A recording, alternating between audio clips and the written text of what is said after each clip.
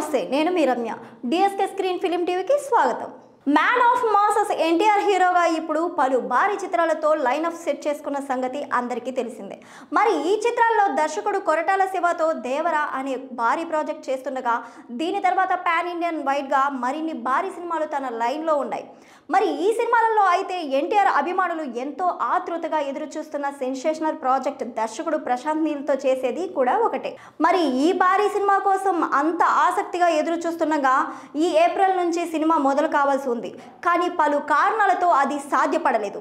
అయితే ఇప్పుడు cinema shoot ఎప్పుడు అనేది దానిపై లేటెస్ట్గా బజ్ వినిపిస్తుంది. దీని ప్రకారం ఎన్టీఆర్ నీల్ సినిమా ఈ ఏడాది ఆగస్టులో లేదా సెప్టెంబర్ నుంచి మొదలు కానున్నట్టు తెలుస్తుంది.